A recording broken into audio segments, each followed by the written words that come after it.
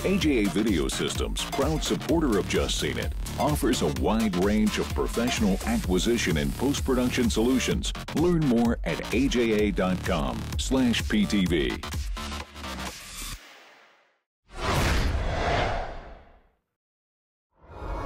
Peter is a thief on the run from an old boss who wants him dead. Peter Lake. I want to kill him, and I want him to stay dead. But he is saved by a mysterious white horse who becomes his partner in crime. When he falls in love with a dying woman, the course of his life is changed in Winter's Tale. Hi, I'm Kevin, and I'm here with Salim and Leah, and we are here today to talk about Winter's Tale. We've all just seen it. Salim, how did you enjoy the winter? This is a very large movie. It is adapted from a also very large book, and at times I just feel like it tries to bite off a little bit more than it can chew. This is written, directed, and produced by Akiva Goldsman, who has written movies like iRobot, and he does have a handle on big stories like this, but I just feel like this one was a little bit too much maybe of a vanity project, because a lot of it just didn't work. Peter Lake gets bopped in the head, falls over the side of a bridge, and flash forward 100 years later. He comes out of the drink, his hair is long.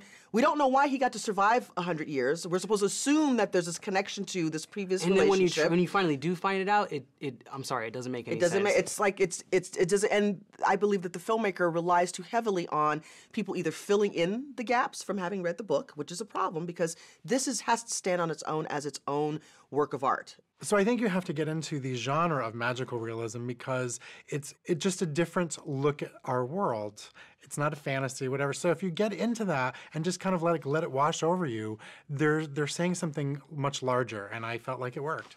What did work really well, shockingly, because we all know what a cold-hearted person I am, was the love story element. Yes, and completely. I felt like that. I felt like the kind of gangster mobster elements that were established early on with the Russell Crowe world was very interesting and intriguing. I said, oh, I got into that. I was like, oh, this could be really interesting. And then the evolution to the love story piece. I thought, oh man, these characters work really well together. And then we get into the second act, and it all falls apart. What are you doing here? I was just robbing the place, you know. Is that still your intention?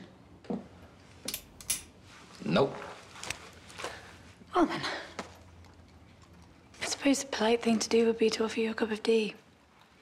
So we talk a lot about this chemistry between our two leads, Colin Farrell and Jessica Brown Findlay. To me, that's the best part of the film. As soon as these two people meet each other, the chemistry is immediate and it's apparent and it's palpable. I kind of wanted to just see them and the relationship germinate throughout the entire film. I agree. I felt like, I have to say, I was really quite surprised at the chemistry between those two and how I was very pleased with Jessica's performance. She was vulnerable, yet she was sturdy, even though she was ill. She wasn't vapid and just like, I'm just the damsel in distress kind of character. I was very appreciative of that. And Colin Farrell, he just leaned in and they were good and it was very sweet. And for me, that's the special element that's working in this film. What's the best thing you've ever stolen?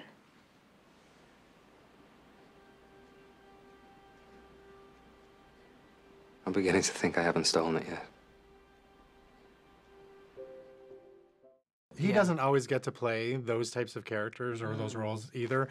Oddly, one of my other favorite movies is The New World, which he's also in, and it's also a romance. But I was even more surprised by this, not just because I particularly like him as an actor, but they would hold his face just staring up at her at a window for like 30 seconds because there was so much going on. And that's, you knew, I cried literally through the entire movie. There were other really compelling performances in this.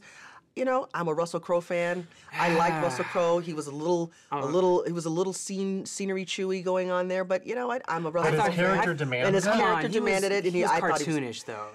But I thought that the character demanded it. I bought it. Got the word out to everyone, 500 for his head. And the horse? Same. Seems like a lot for a horse. Well, that's because it's not a horse. It's a dog. You just said it was a... When Colin Farrell's character comes in and to the rescue to lift Beverly Penn off the ground, there should have been a rush that went along with that. Instead, it was fumbled in the editing. And for me, these are kind of rookie mistakes with the directing. But I think as a rookie, Akiva Goldsman did a very fine job. This is a beautiful movie. The cinematography by Caleb Deschanel is beautiful. The production design is gorgeous. The romance works. This, to me, is a movie that you need to feel. You don't have to really look for logic. You don't have to sit there and go, well, why would this happen? Because it is not that type of movie. If you feel like I did throughout the whole thing, wiping my eyes the whole time, people will like it. Cynics, no, they're not going to like it. But if you just open yourself up to it, people will really love this movie. And I think it's going to go on to be something that people start to appreciate more and more. Winter's Tale, unfortunately, is too sprawling and unbalanced. It doesn't come together like it should in the end. So I'm going to give it a stream it. Winter's Tale has a lovely love story component to it. Unfortunately, as a long yarn, it's got a little too much slack. I say stream it. Winter's Tale is swooningly romantic. It's unlike anything we've seen in a long time. I love this movie. See it. So it looks like our votes add up to 2 full tickets, which is a stream it for Winter's Tale. Cheers. Cheers. Cheers. Y'all jerks. I love this movie. Stream it. No. Just Seen It is made possible by Adobe and the Adobe Creative Cloud, including Adobe Premiere Pro, Photoshop, and After Effects. More information is available at bit.ly/AdobePTV.